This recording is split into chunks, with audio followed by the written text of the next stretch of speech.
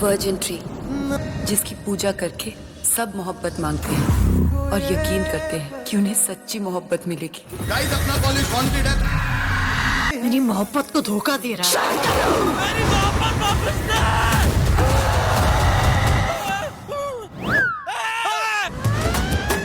Virgin tree की आत्मा हर साल वैलेंटाइंस डे पे ही जागती है। आपका नाम? मोहब्बत। सच्ची? यकीन नहीं होता तो करके देख लो। कहीं वर्जिन ट्री की आत्मा। दोस्तों, आज इस मूवी को मैं एक्सप्लेन करने वाला हूँ। उसका नाम है भूतनी। दोस्तों, 2025 में रिलीज हुई हॉरर कॉमेडी फिल्म द भूतनी एक दिलचस्प और रहस्यमयी कहानी पर आधारित है, जिसमें डर और हंसी का एक अनोखा मेल आपको देखने को मिलने वाला है।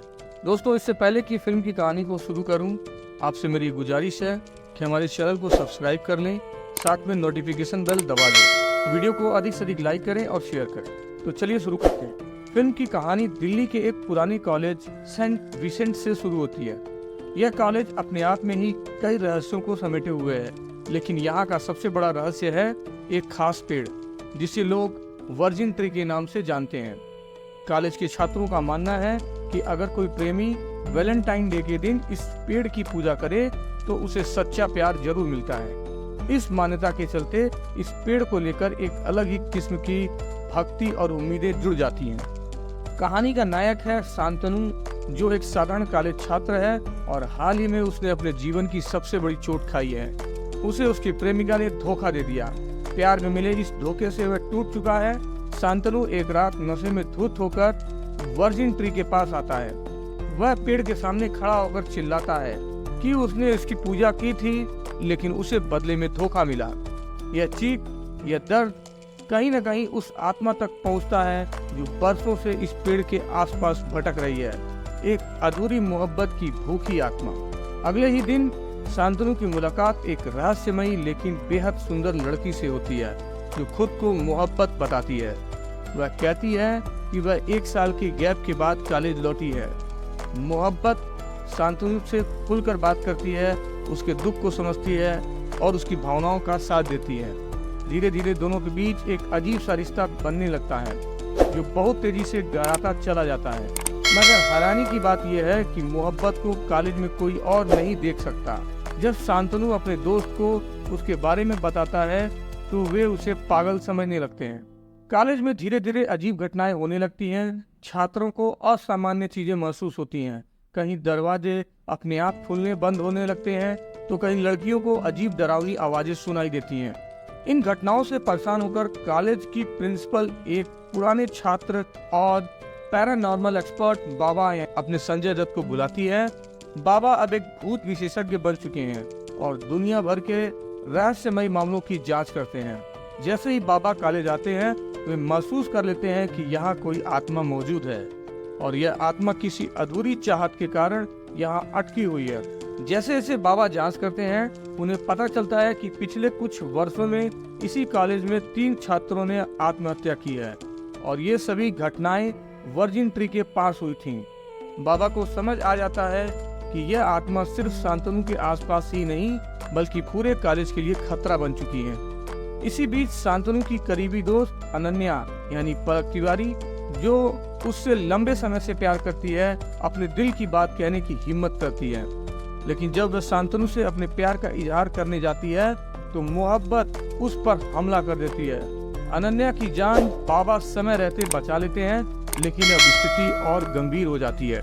बाबा को एक पुराना रजिस्टर मिलता है जिसमें कॉलेज की पुरानी तस्वीरें और रिकॉर्ड्स हैं। उसे पढ़ते पढ़ते उन्हें याद आता है कि कॉलेज में पहले भी एक लड़की थी, बेहद खूबसूरत और टैलेंटेड, जिसका नाम करिश्मा था। बाबा उसी से प्यार करते थे, लेकिन कभी अपने जज्बात जाहिर नहीं कर पाए।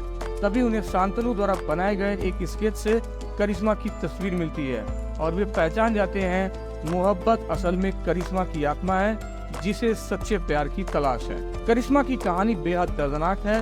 वह एक लड़के से प्यार करती थी, लेकिन जब वह उसे छोड़कर चला गया तो उसने करिश्मा का एक इंटीमेट वीडियो सोशल मीडिया पर वायरल कर दिया।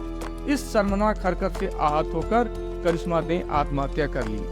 लेकिन असलियत यह थी कि वह लड़का करिश्मा से लड़ाई के दौरान उसे सीढ़ियों से धक्का दे देता है और फिर सबूत मिटाने के लिए उसे वर्जिन ट्री से लटकाकर आत्महत्या का रूप दे देता है। उसने पेड़ को भी जला दिया ताकि सबूत मिट जाए, लेकिन करिश्मा की आत्मा उसी जगह बंधी रह गई।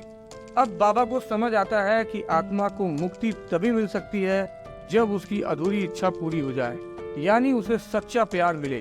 शांतनु को मोहब्बत से बात करने भेजा जाता है। शांतनु मोहब्बत से कहता है कि वह उसे रूहानी तौर पर प्यार करता है, न कि सिर्फ शरीर से। यह सुनकर मोहब्बत बहुत भावुक हो जाती है और अपने असली रूप में आ जाती है।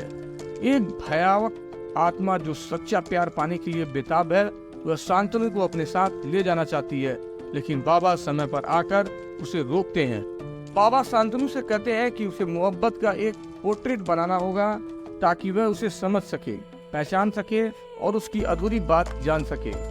जब चित्र बनकर तैयार होता है तो बाबा को एहसास होता है कि वह लड़की कोई और नहीं बल्कि करिश्मा ही है, उसकी कॉलेज की पहली और आखिरी मोहब्बत। वह टूटे हुए दिल से स्वीकार करता है कि वह उससे प्यार करता था, लेकिन कभी कह नहीं पाया। उसने उसके मरने के बाद कभी शादी नहीं की, क्योंकि करिश्मा के बाद वह किसी और को चाह ही नहीं सकता। जब मोहब्बत को यह सच्चाई पता चलती है तो उसकी आत्मा को वो सच्चा प्यार मिल जाता है जिसकी वह सालों से तलाश कर रही थी। वह शांत हो जाती है और उसकी आत्मा को मुक्ति मिलती है।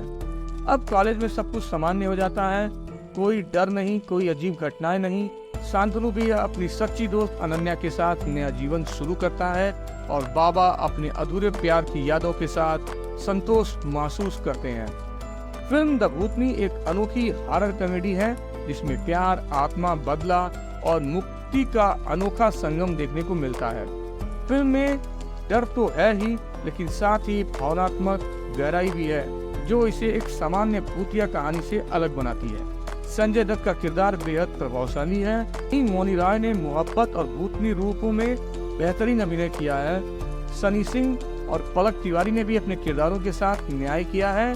फिल्म का म्यूजिक, कैमरा वर्क और वीएफएक्स भी कहानी को और मजबूत बनाते हैं। तो दोस्तों, ये थी द भूतनी फिल्म की फुल मूवी की एक्सप्लेनेशन। आपको ये मूवी कैसी लगी हमें कमेंट बॉक्स में जरूर बताएं। साथ में इस वीडियो को एक लाइक करें और शेयर करें और इस चैनल को सब्सक्राइब करना बिल्कुल न भूलें। मिलते हैं दोस्तों किसी नेक्स्ट मूवी की एक्सप्लेनेशन में। तब तक के लिए दोस्तों धन्यवाद, अलविदा, जय हिंद।